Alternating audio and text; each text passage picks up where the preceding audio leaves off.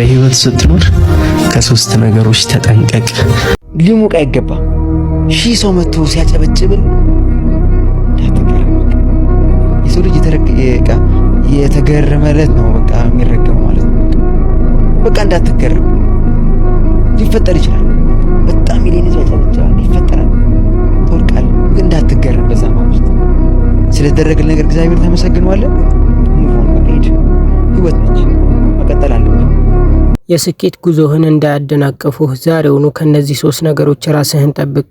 አንደኛ፣ ነገ ጀምራለሁ ከሚል ሰበብ። ነገ የሰነፎች ቀጠሮ ናት። ዛሬ በምትዘራው ዘር ነው ነገ ፍሬ የሚሆነው። ስለዚህ አሁኑኑ ጀምር። ማጣትህ ሌላ አዲስ ነገር እንዲያሳጣህ ለምን ትፈቅዳለህ? ቁስልን እየቆሰቆስክ አመመኝ ማለት ምን አይነት ድክመት ነው? ችግር ላይ መከራ እየዘራህ እስከመቼ በለቅሶ ትኖራለህ? ትሰማኛለህ? ዓለም ለአንተ ግድ የላትም። ማንም መጥቶ አይዞ አይልህም። ገባህ? ስታለቅስ ደካማ መሆንህን የምታረጋግጠው ህመምህን እንደ ጋሻ፣ ቁስልን እንደ ጦር ካልተጠቀምክበት ልክ እንዳሁኑ መከራ ይበላሃል። ዛሬውኑ ያንን ተጎጂ ነኝ የሚል ቆሻሻ ማንነትን አውልቀጣለሁ። ማጣትህን ብቻ እያብሰለሰልክ ራስን ከምታጣ ቁስልን አክሞና ለጦርነት ተዘጋጅ። ወይ መሸነፍ ወይ ማሸነፍ፣ መሃል ላይ ብሎ ነገር የለም። ተነስና አሳይ። ምርጫው ያንተ ነው። ሁለተኛ፣ ራስን ከሰው ጋር ማወዳደር። ያንተ ውድድር ከትናንት ማንነትህ ጋር እንጂ ከሌላ ሰው ጋር አይደለም።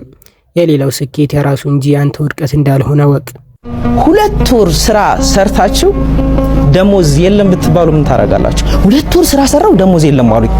ምን ማድረግ እችላለሁ? የአባቴ ሄዳለ፣ የወንድሜ ሄዳለ። እንዴት ነው ልኖር የምችለው? በቃ ያው ጠይቁ ይሰጣችኋል ይላል አይደለ? በቃ ጠይቁ። ከዚህ በኋላ እንደዚህ አይነት ነገር መኖር አልፈልግም። የምፈልገው ነገር አንድና አንድ ነው። የአመት ገቢን በየወሩ ውስጠኝና በቃ ደስ የሚል ህይወት ልኑር፣ የኔንም የቤተሰቤን ብዬ ነበር ጥያቄ ጠየቅኩት። እንዴት አርጌ ማድረግ እችላለሁ ብዬ ሳስብ ለካ ገበያው የሚሰራው በቫልዩ ወይም በእሴት ነው። እንዴት አድርጌ ቫልዩ እሴቴን ወደ ገበያ ሳወጣ ያ ቫልዩና እሴቴን ከፍ እንደሚያደርገኝ ነው ጥናት ማድረግ የጀመርኩት። ሴልስ ዓለማችን ላይ ከፍተኛ ቻሌንጅ ያለበት ነገር እንደሆነ ገባኝ። ስለዚህ ሴልስ ሱል ገባው። በሶስተኛ ቀን አሳይመንት ተሰጠ፣ ሰራውት፣ ተጨበጨበ። እኔ አላቅም ግን ሆነ። አስተማሪው አየችና ሪኮመንድ አደረገች። የሆነ ሪል ስቴት ተቋም ጠራኝ።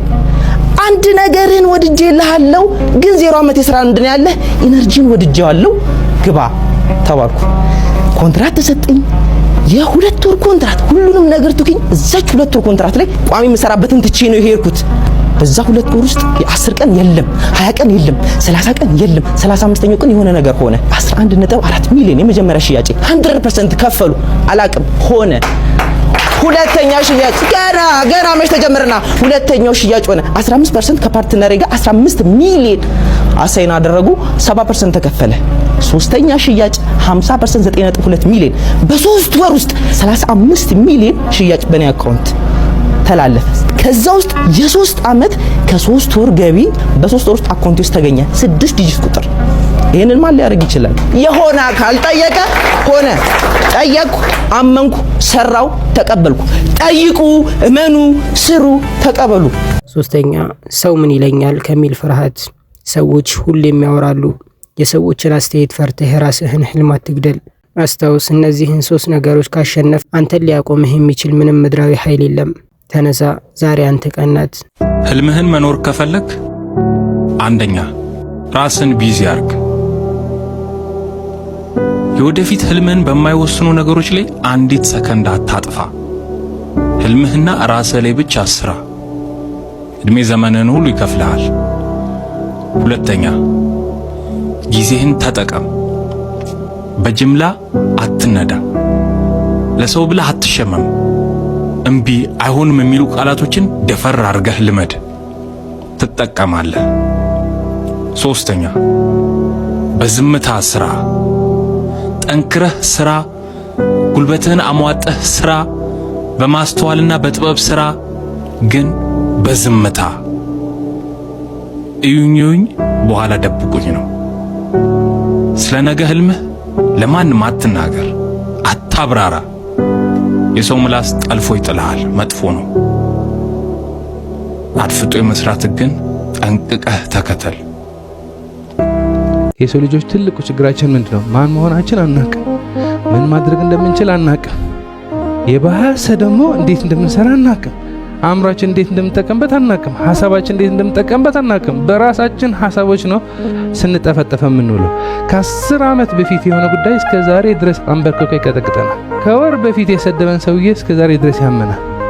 ከነገ ወዲያ ሊሆን የሚችል ነገር ያስጨንቀናል። ከ10 ዓመት በኋላ ሊሆን የሚችል ድብርት ውስጥ ይከተናል። ሊሆን ይችላል፣ ላይሆን ይችላል። በህይወት ስትኖር ከሶስት ነገሮች ተጠንቀቅ።